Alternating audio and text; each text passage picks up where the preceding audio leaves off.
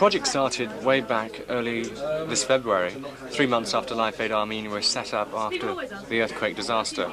And we wanted to pull together all the very biggest names in rock from all over the world to take part to help Armenia. I got in touch with the BBC after Sammy Osmond called me up and said, hey, should we do something on the programme? Let's get some guys down. And of course, with Dave, Bruce and Ian, I know those guys quite well, so I thought, well, let's get those guys down here. They're very well known in the Soviet Union. And as you can see, it came to this tonight, which was great. Are you happy with the result? I'm very happy. I think it shows radio at its best, showing how radio can cut across boundaries and get messages across to people. And I think it's been very good for people in Armenia tonight who can listen in, can see how much care there is for them in the West. There were various conversations at various points about trying to do this thing off the top of the Berlin Wall, but that was really rather unrealistic. But anyway, we opted for the standard phone-in operation. We've got 3 pop stars coming in, and they'll be taking calls from the Soviet Union.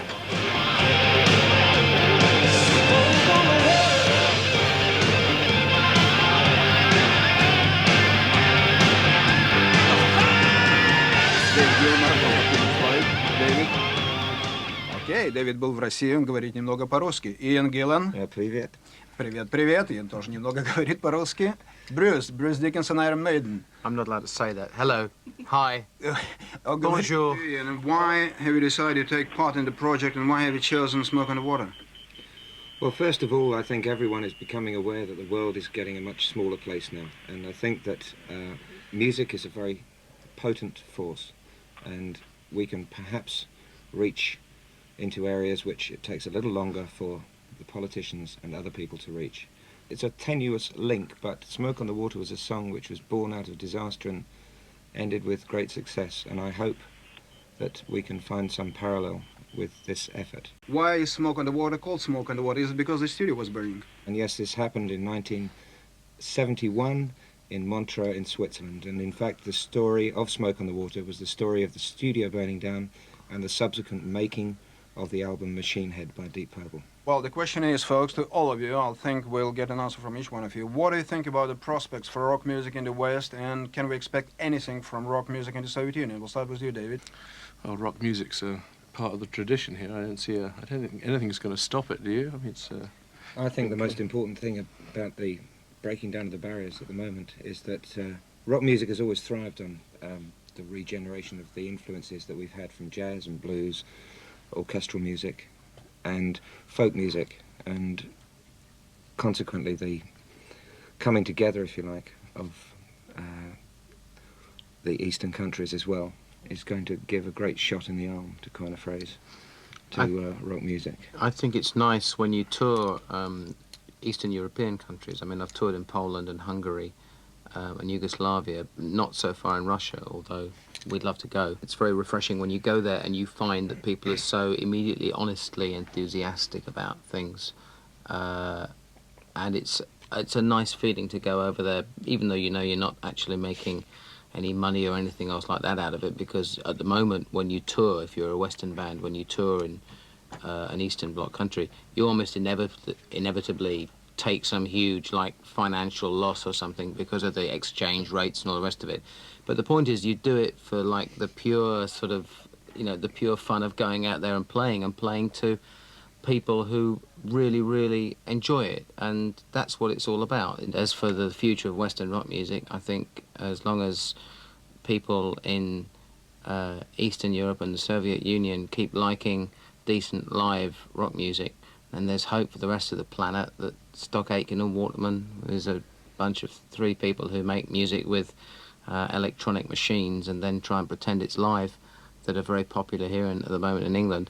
I think there's hope for the rest of the planet that we may yet see the survival of some measure of musical integrity on the planet. bitch, bitch, bitch. Oh, I hate them. Okay, next question is for you, David. Why did Roger leave Pink Floyd? Do you know? I don't know. He never told me. Well, I didn't ask him, and he didn't tell me. You'd have to ask him that. People get a bit strange sometimes in our business. They I know why start he left. having strange thoughts. Well, I tell you what. Ian knows why he left. Tell us why he left, Ian. Because you're always hiding behind pillars, that's why. Really? Yes. And you emerge grinning. Well, as good an answer as I can give. I don't know. Ask me another. Well, an interesting question. Did you ever have an idea of taking Ian Gillan into your group? No.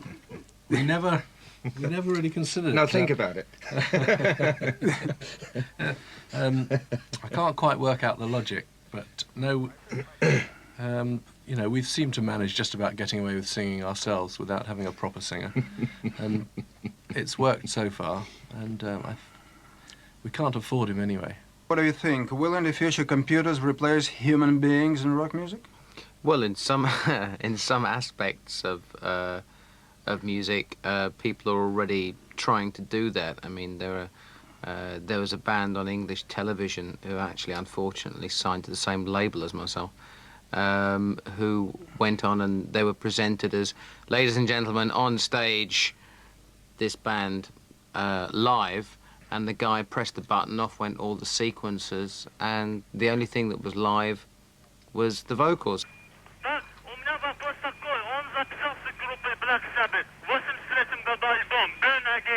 Right, the question to you, Yes. you recorded the record with Black Sabbath in '83, is that Yes, true? indeed, yes. Да, он записался. What do you think about the album? Is it a good album? Well, I don't think it was the best album that Black Sabbath ever made, but we had a lot of fun doing it. We had some problems with the production, and I don't think it's the best sounding record, but we had a lot of fun during that year. And I'm still very closely in touch with Tony Iommi. Хочу сказать, Добрый both вечер. my husband and me are crazy about Pink Floyd music.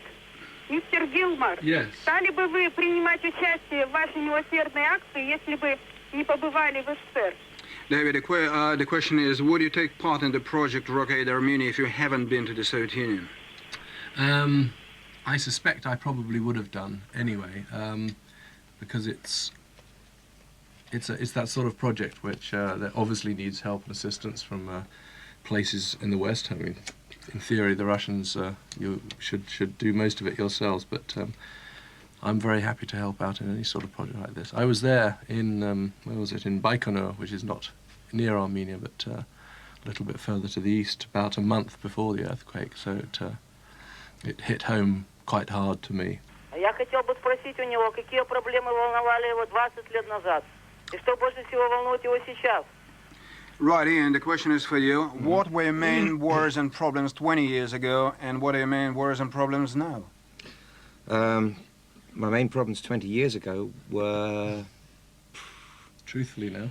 Yes, that's a difficult question, Was that and a very good one. appointment? No, I think the main problems 20 years ago were trying to overcome the problems of the establishment, insofar as we were quite rebellious, and we didn't want to destroy anything, but we wanted to change things quite seriously, in a constructive way.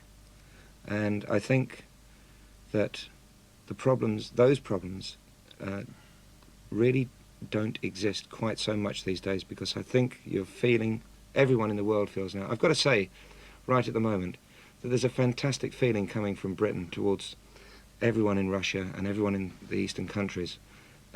We just wish we could be with you and share things at the moment, because there is, and we can't quite yet, but we feel that the time is coming.